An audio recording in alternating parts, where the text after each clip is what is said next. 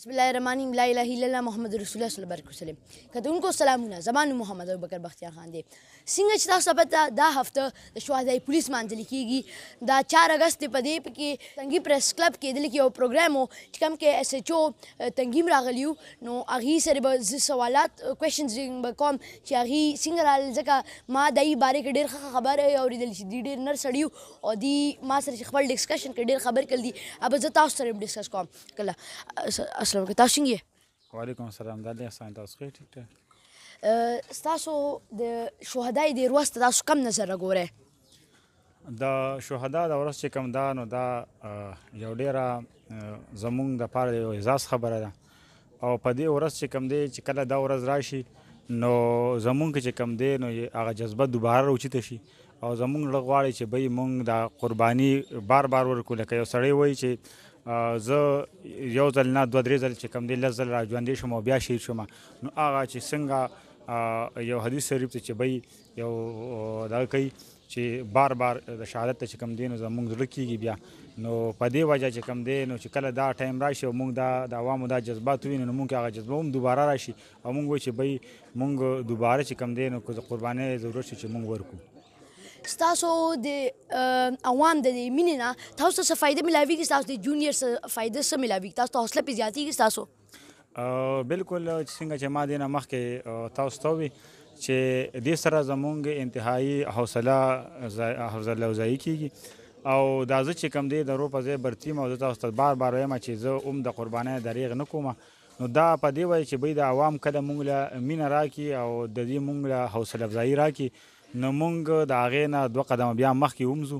او مونږ ته پته چې بی زمونږ عوام مونږ سره ولاړ دي په یو موړ کې دی مونږ نه پرېږدي نو زمونږ چې کم دی زه دې سره زمونږ د نوجوانانو زمونږ د جونیئرز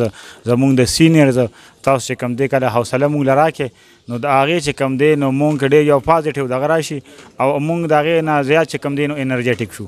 عوام ته څه میسج ورکول غواړئ تاسو زه عوامو ته چې کم دی نو دا میسج ورکول غواړم چې انشاءالله چې تر کومې پورې پولیس فورس آرمی فورس وي نو انشاءالله د پاکستان په عوامو به هېڅ قسمه چې کم دی نو مونږ تکلیف نه ورکوو مونږ به تر اخري حده پورې چې کم دی نو لړاویږو خو مونږ به په خپل د عوامو تحفظ کوو او دی به چې کم دی هېڅ قسمه چې کم دی نو سختۍ نه ورکوو چې وختي تاسو په دې سپیچ کې څه خبره وکړه د ریزیګنیشن او د آی سی د دې خبرات لږ ډیټیلز کې ویلی شئ دا څه چلو بالکل ما دې نه وایي چې دې نه مخکې زه چې کوم دی نو اسسټنټ ډایرکټر اف ټوریزم چې پای کې زما جاب دا چې کوم دی یو فیډرل محکمه ده زه پای کې وم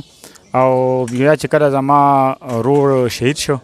نو ما د هغه ځای نه ریزاین ورکړ او د هغه سهولت جاب مې پرېښو او دې ته راغلم چونکې زما پلار او زما مور وی چې بی ته به دا جاب کې او ما ته پته وه چې زما ورور پاکستانه سختۍ دی کړې کور ته به نه راتلو زما روندار زما مور پلار پریشانه خو د هغې باوجود چې کوم دی نو زما مور پلار ما ته وویل چې ته به دا جاب کې او ما هغه د سهولت جاب پرېښو او دلته کې د پولیس ډپارټمنټ مې دوباره جاین کو نو زه د دې لپاره چې بی د دې زمونږ تاسو ته چې بی مونږ شهید او غازي فیملي سره تعلق ساتو نو مونږ چې کوم دی انشاءالله چې څنګه مونږ هغه د سهولت زندگی ما پرېښوه او راغمه نو زه به دا کوشش کوم زه به خپل سهولیاتو ته نه ګورم چې تر څو پورې مونږ به سخته برداشت کوو خو خپل عوام او خپل زمونږ چې څان هغه دي دا به سختۍ نه ورکوو ښه کتونکو تاسو څنګه وکتل اس ایچ او صاحب داسې